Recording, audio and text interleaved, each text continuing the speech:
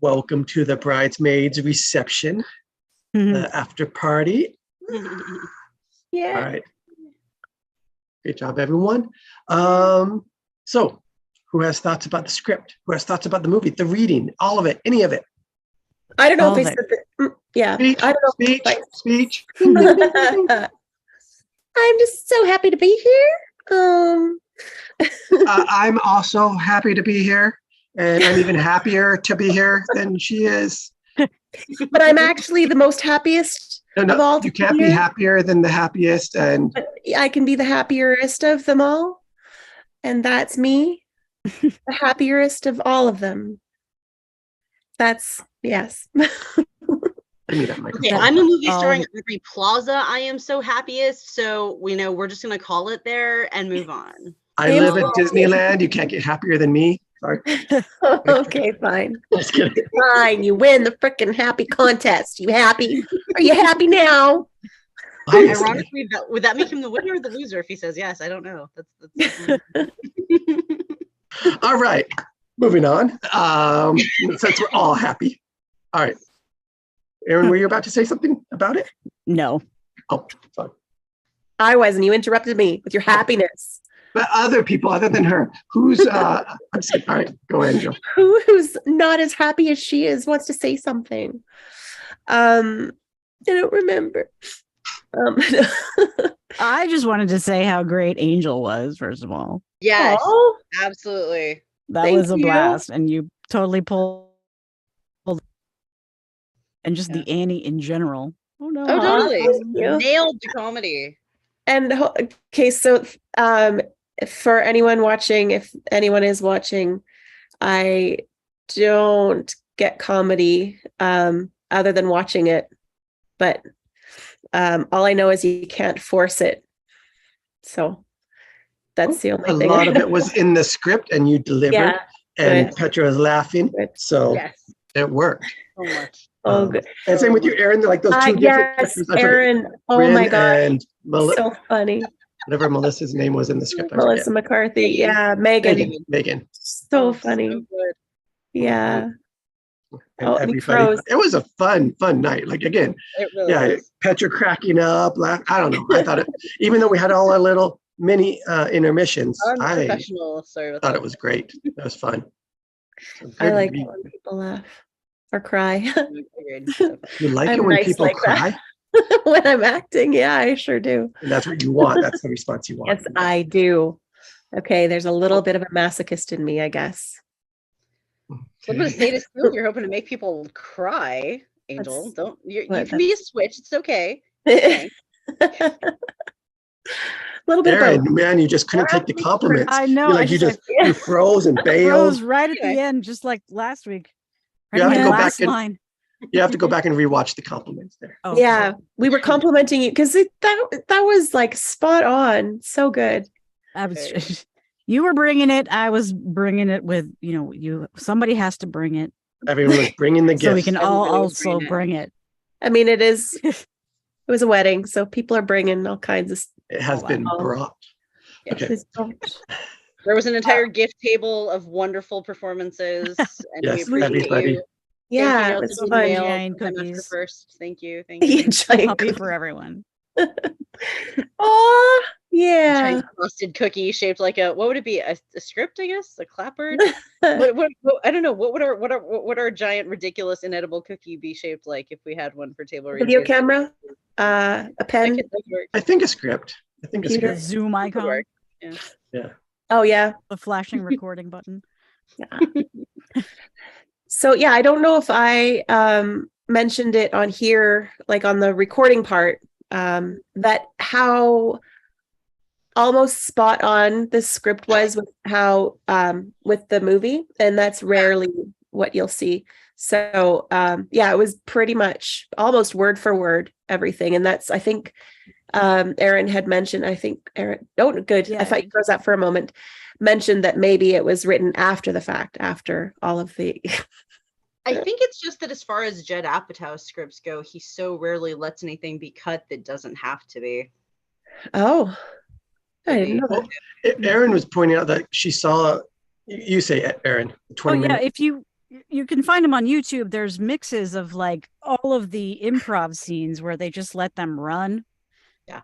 And they're just like different varieties of all the things that the people say. So I wonder how much is in the script and how much of the script that we read was put together after all the improv was done. Yeah. Maybe this is an editing script or not the original. What I also found interesting in this script was that there wasn't a whole lot of action description.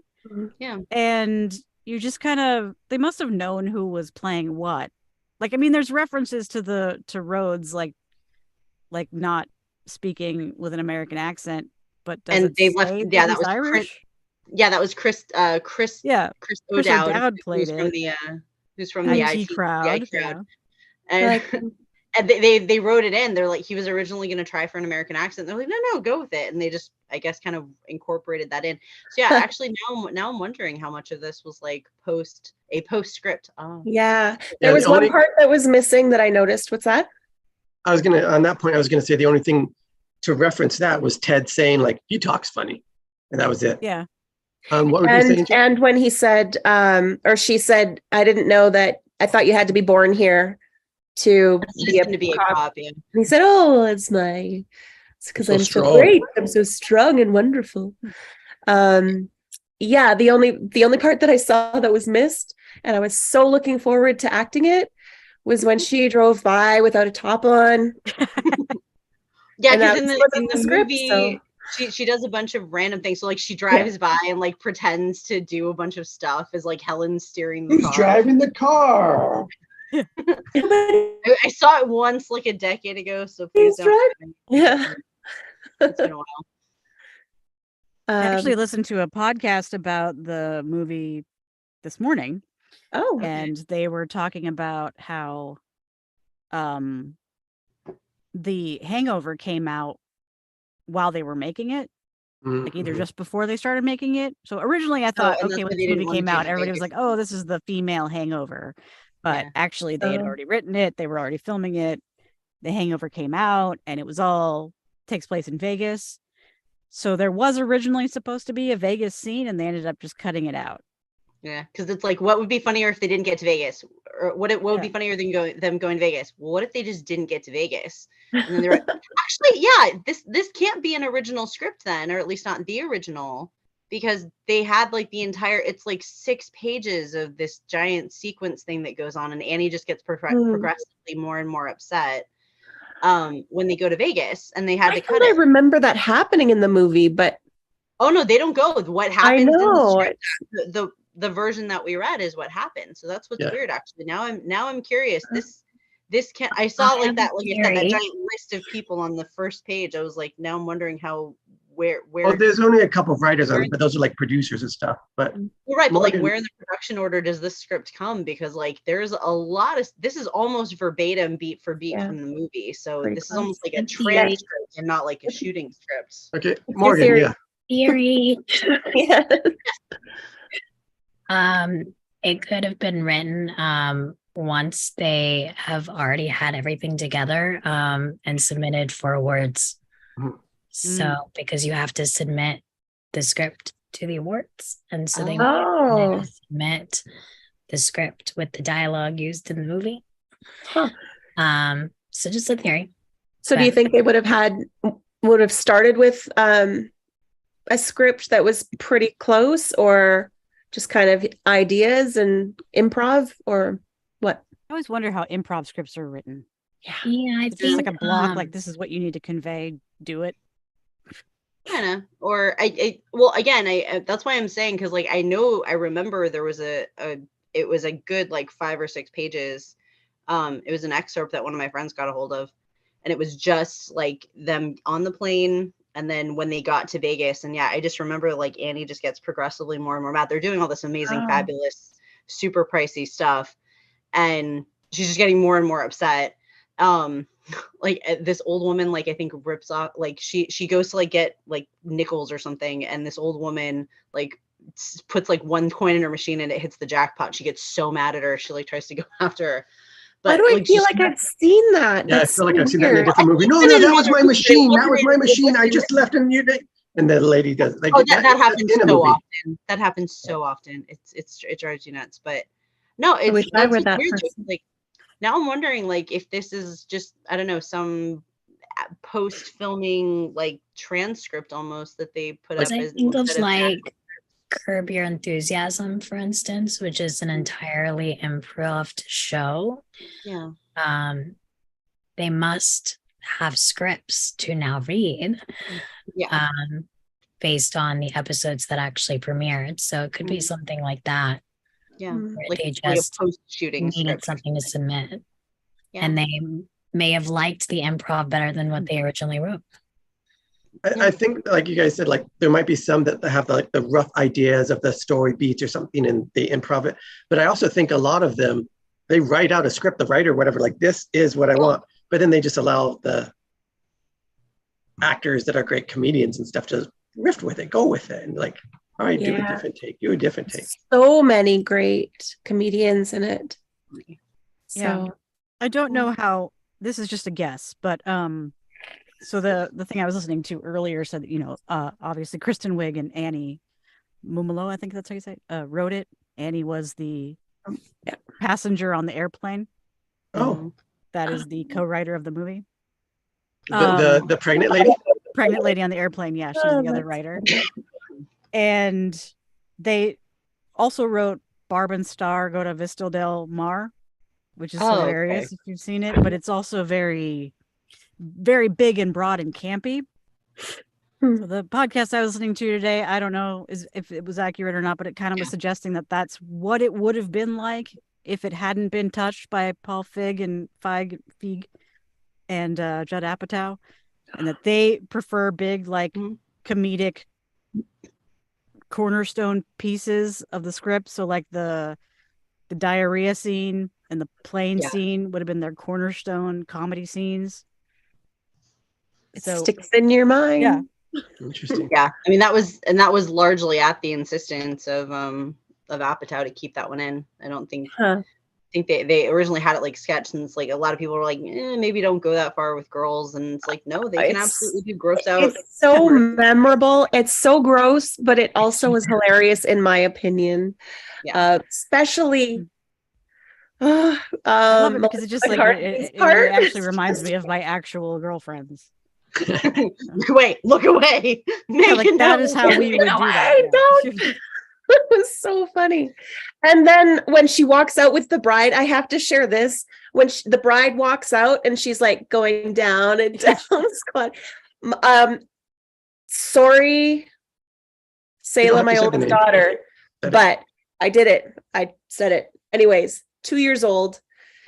Not 2 years. I think she was old enough to walk and run, but still had diapers on. For part of it.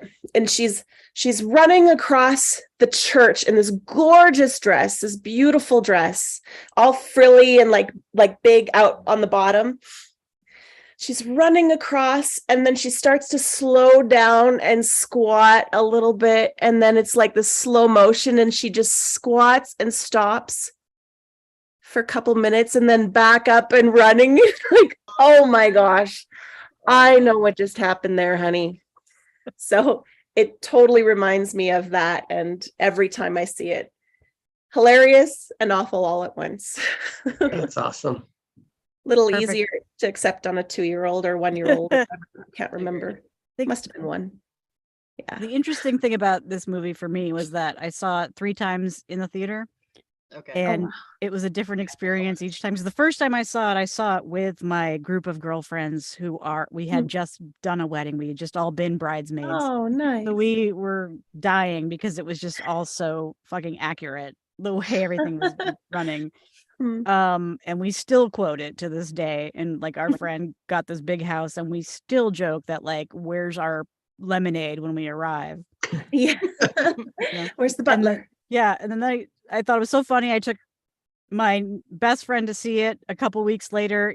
The first run was a full theater, everybody dying laughing. You were laughing so hard you barely caught all the jokes. Second time I went, it was like mid-run, still funny, still great, but it was catching a little more nuances. And then finally I took 2 other friends, end of the run, empty theater. They didn't laugh at all. They were like, this is just a sad movie about a sad woman. And you're like, oh, you're right. It is. If you don't have that audience laughing with you, it is kind of just a sad movie. Yeah. Interesting. And that's a great like example there of like the theater experience. Yes. Yeah. Definitely gets a lot from the audience. Well, it's like I was saying this. I only saw this after it had come out. I did not see it in theaters, and I did not think it was funny. Everybody raved about it. People were talking about it for weeks, and so I was like, "Okay, I'm gonna finally rent it. And I'm gonna watch it." Yeah. And it was just me at home with my laptop, and I didn't think it was funny. And I think it's just because you don't have the people around you. Audience. Mm-hmm. And if it was hyped up for you. For women. I mean, women in film, we didn't really get to see them like this ever. Yeah. And it's changed the way, and now so many more movies and comedies can be made with women in it. Yeah. But I definitely think it's like the home experience versus a theater experience is always going to be different. I mean, a theater experience, you're in a comfortable, a home experience, you're in like a comfortable environment. You kind of chose it because it was a choice of yours, as opposed to like maybe a group of your friends all wanted to go see the same movie. A theater experience, though, you are influenced, at least in part, by the people that are around you, for better or for worse. If there's a lot of laughter and stuff like that, one of my favorite moments in Finding Neverland is where they have like all the little kids that they bring in. They set aside like X number of seats. They bring the little kids, and the little kids are finding it great. And then the rest of the adults in the audience, they start finding it, funny, and they start seeing it through like, that innocent eye. And I'm kind of like, I've been in theaters where that's the case. It's like you go, and I think Napoleon Dynamite, which I have not seen, but I've heard it used as an example so many times I have to reference it. Yeah. It is a good theater or group experience viewing movie. It is not a great movie on its own. I'm sorry if it's like your favorite or something like that, but it is a movie that intentionally leaves pauses, that intentionally leaves small gaps between stuff happening to allow for laughter. And it's like that's great if it's a full theater and everybody's laughing their heads off. It's not so great if you're like, it almost drags. It's like it's right. Comedic timing would be off for that. Yeah, it's like they intended it to be played effectively for people, and it doesn't really work in like a singular context. And then there are films that it absolutely, I think, was meant as more of an intimate viewing experience. And when it is played in a theater, although you want it to play in a theater so that movies like that get made, it almost loses something. It stops being like, connective experience that you have with the film. But when you watch it at home, it's like this great moment and stuff like that. There are a few that are like that too. It's interesting because we were about to say something. Go ahead. I can come back. Okay. Remember, I was just thinking about, I never thought about that for a film on stage and acting. That was one of the things we had to learn, especially with comedy. So we'd be doing this comedic show and people would laugh. And if you went into your line too quickly, people would miss it. They couldn't hear it. So then you have to wait for the laughter to die down, but you can't wait till it's completely died down, because then it drags and it's like, oh, it's boring or whatever. Yeah. So you got to find that nice little balance where it's just coming down where they can hear you, but you let them laugh, and it rolls. And it's interesting to see that. And I never thought that they would do it in a movie, but I guess they do. And it's kind of like when you watch a lot of sitcoms, like you see some on YouTube and they say, this is the sitcom without the laugh track. And it just feels awkward, and you have all those pauses. It would be weird, yeah. And stuff like, so again, what do you guys think about laugh tracks and sitcoms and stuff because what if Morgan, I mean, maybe not, sorry to say your name, but like if they added the laugh track to this in those empty spaces or on Napoleon Dynamite for the at-home experience and stuff to like allow you to laugh or feel that, or like, I think a laugh track as a feature on a DVD would actually be a pretty smart thing for some movies. You can turn on or you can turn off. Yeah, if you turning want. It on or off. Good. Have it be a choosable feature, but like the closed captions. turn it on? I can totally see. Oh, those are always on in my house, but yeah, it's me too. I can absolutely see that. Yeah. I don't know. Well, because it's also like there are a lot of tell when it's a laugh track and a real audience. Yeah. Like so many shows have live audiences now because you want that real authentic energy. Mm-hmm. It's something about the energy of the people. It's not just about hearing laughter. Yeah. There's a certain energy of it's like you're connected to the people that are watching it. I think it's that interaction in the back and forth, even if it's just like you're kind of feeding off of each other. It's this great symbiotic loop. Sometimes it's really good. And it's fine to me, like if it's genuinely funny, which probably would happen more, like you're saying, with a live audience. But then sometimes when you can tell it's a laugh track, you're like, that is not funny at all. Like in any way, like why would they? It's like they're putting it there ironically or something. I think it's in case they're always trying to manipulate you into it too. Yeah, exactly. Although, like what Erin was saying is that each time she went, she got little bits. So when in theater again, every time like we'd have a run, and every time, sometimes I wouldn't get the joke until either the audience laughed, and then I'd be like, oh, or it would take the entire run, and at the like ending night or closing night, I'd be like, I never got that. Like I did. But yeah, all these little nuances that maybe you won't get, and different audiences laugh at different things. Yeah, it's very strange, and you could do it exactly the same way, but some audiences will get this joke, and some it's really interesting the energy of an audience. So something I want to say, but go ahead. No, go ahead. I was gonna say, Erin, did you want to say something? Did you start too? Oh yeah. What was I gonna say?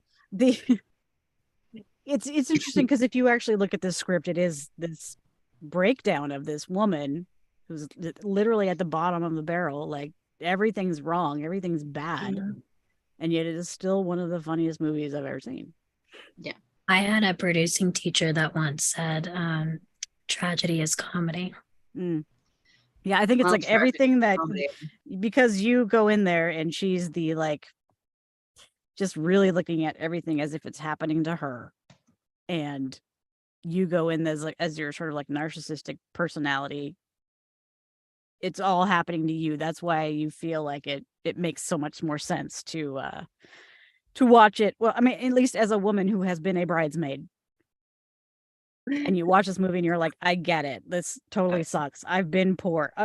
All the time I'm using the "help me, I'm poor" gif on my favorites. It's appropriate. But one of my favorite lines, though, which I did not catch the first time until my friend caught it, was there's a colonial woman on the wing. She's churning butter.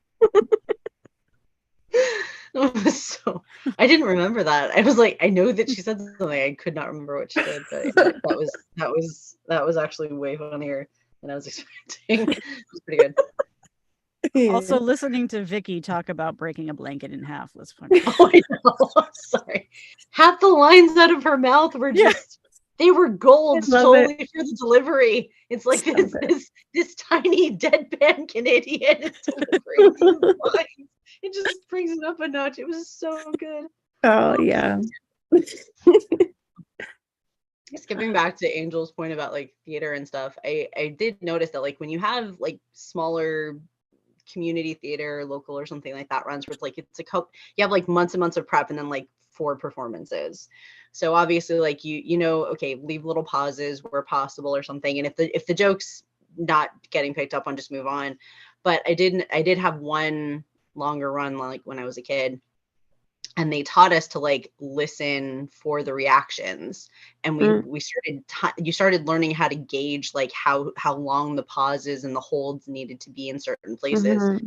And it's like the beginning of it versus like the end of it. Sometimes like the beginning, nobody laughed, and then by the end of it, everybody's laughing, or vice versa. You have like these jokes. It was a stupid little thing about an elf in a kitchen, and like everybody was just, I think it was probably more the mental image of what the guy was, just the delivery of how he said the line.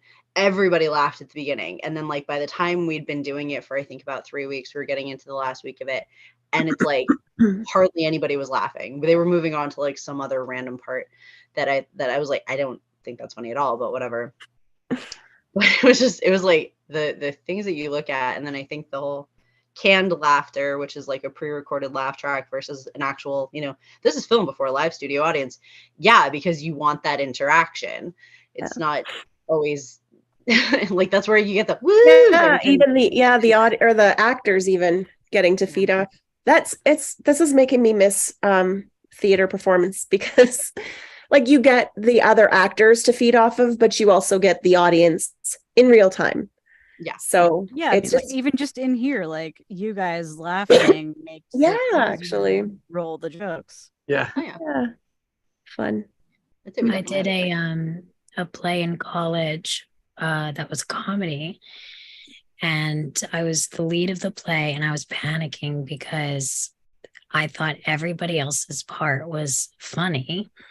And I was like, my part is not funny. I don't get it. But because I didn't get that it was funny, it became funny to the audience. Oh, nice. That was one of the biggest lessons that I learned in comedy is don't think that you're funny. Yeah. Play stupid. Yeah.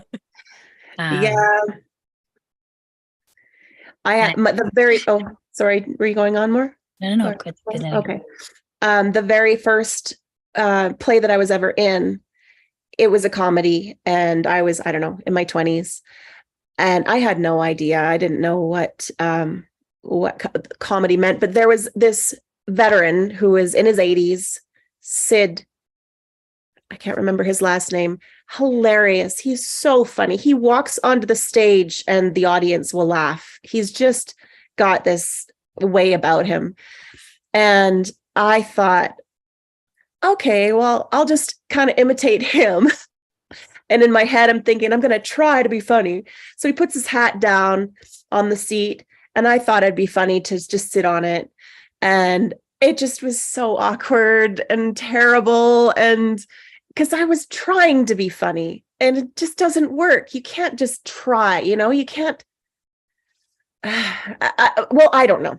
I don't know if, like, I'm sure some people try to be funny because there's comedians who work at it and they're funny. But I think it's just if it's forced, and it was really forced, and it was so awkward, and I felt so embarrassed. And then I played it off like it was an accident, and it was just embarrassing. And I think, like you're saying, like the comedians will work at it and work at it and work at it for it to feel natural. And yeah.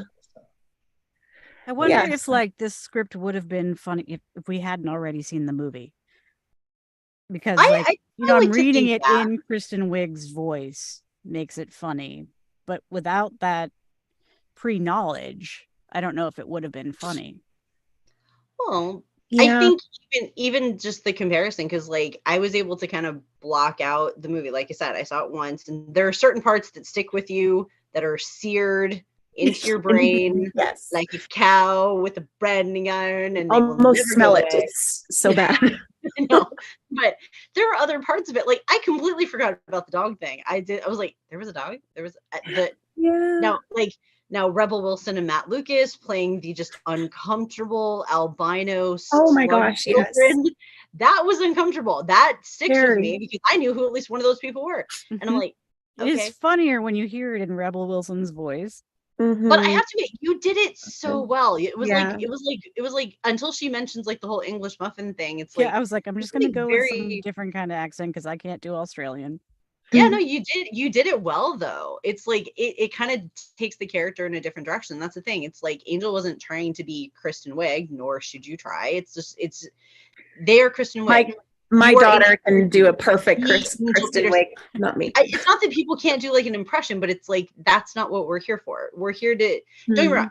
I have absolutely attempted to do like, the voice or something of a character before, but it's like I would like to point out, I think we do a good job bringing us to the roles because it's like I commented I don't even remember how long ago now, but it's like somebody that was originally supposed to be cast. It's like if that person had been cast, it would have made the movie entirely different. There's the movie that we have, and that's great, but it's like just one person whose interpretation, their role would have been played differently, the experience of the overall film would have been affected.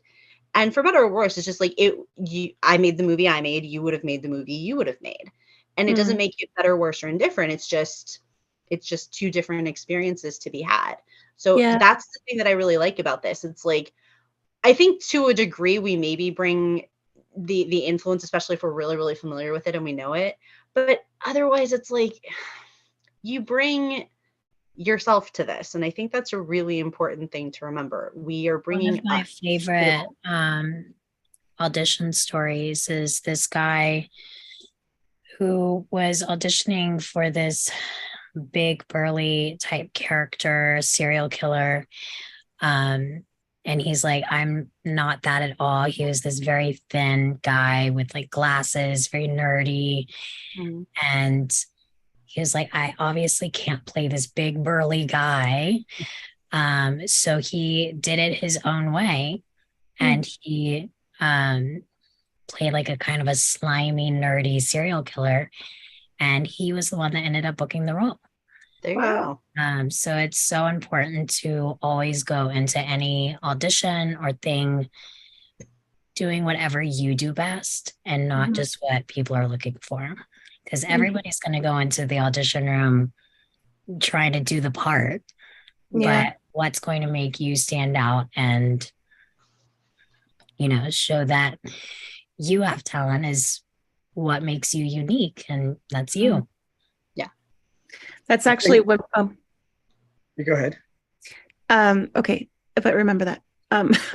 So during the first little bit while we were doing this reading, in my head, all I was thinking of is, now I know why casting is so important, because I am screwing this up and it's taking all the funny out of it.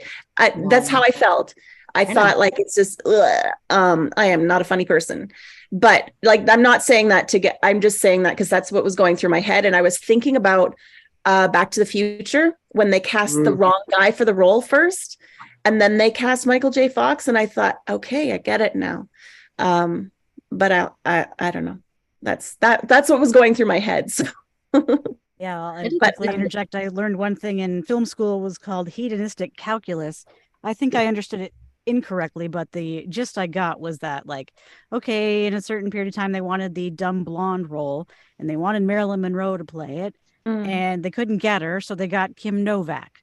So if you know Kim Novak, she comes across as like a femme fatale. She's still got the blonde hair, the curliness, but like completely different movie when you switch out Marilyn Monroe for Kim Novak. Oh, totally. So I was going to say, like, I've heard the things before, but I don't remember exactly. So any of you, please elaborate, make it better. Like they say, like when writing comedy, like be careful about wanting to change things later too much, because you guys might have thought it like was really funny at the beginning, and now later, like your third time watching the movie, fifth time watching the movie, you already know the jokes. You already know that they're coming. So maybe they might not be as funny as the first time. And when you say that and read it yourself, it might be the same thing. Like, oh, this feels old. This feels tired. This isn't funny. And you might just write a new thing. So it's like, be careful about that. And again, maybe that's why you have a table reader, other people to see if it's funny to them or it's fresh still or something. I see we have just under 5 minutes remaining. I did have one quick, two very short things. One, skipping back for a little bit about, like, you know, you having both an understanding of the role you're meant to play as well as how you would play the role comes in really handy. One of the Shirley Temple movies, I think it was Bright Eyes, there is another little girl character in that movie. And every single little girl that was going out for that role was like trying to out Shirley Temple. And he ain't gonna out Shirley Temple. So this girl who got cast, she's got long, straight, dark hair. And she walks in and she's just an absolute brat. And she's whiny and she's got this nasally little voice and she's just shrieking at the top of her lungs and getting, like, demanding attention. They're like, cast her. And it's like at that point you have to be aware, know your audience and know the role that you are going to play and what you can bring to it. The other random side thing, when I was a kid growing up in LA, we went to like the occasional premiere. Usually it was like an advanced screening, but one of the ones that I did, and I'm kind of annoyed that I didn't like have the foresight to know he was going to turn into like this, you know, powerhouse of comedy later on. But I went to the premiere of Heavyweights, which was a Disney movie about fat kids at camp, and Paul Feig played one of the camp counselors. So he was at the premiere. there was a Sunday bar at the beginning at the front of the theater. I remember thinking that was so horribly unhygienic, but I didn't really care because it was amazing. I made like a triple decker, and I was sat next to the kid, if you've ever seen the movie, who plays the theater nerd, Philip, the redhead.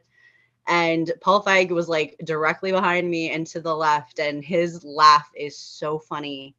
But I kept like turning around and going like, they were in the movie. And it's just, you're kind of, it's just the experience that you have. We're just like, okay, just grow with it. You know, famous people are people first. But yeah, it was just, had I had the foresight to go, hey, should you ever start making films on your own, sir? Would you keep me in mind? Really unusual name, probably easy to find. Should, I don't know, we ever have an ability to find people online? Just keep me in mind, you know, if you wouldn't mind.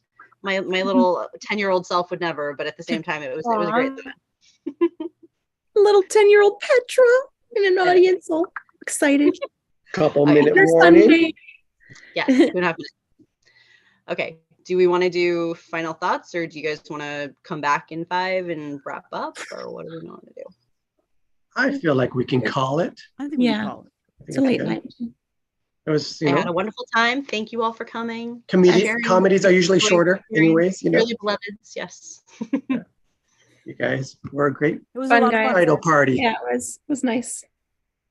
I might actually watch the movie again based solely on this experience. And you weren't even gonna come. I know. I think it's on Peacock for free if you have that or something or whatever. I don't. I'll Peacock's in Canada. It's too cold. Yeah. All right. See you guys at the next wedding. Good night. Bye.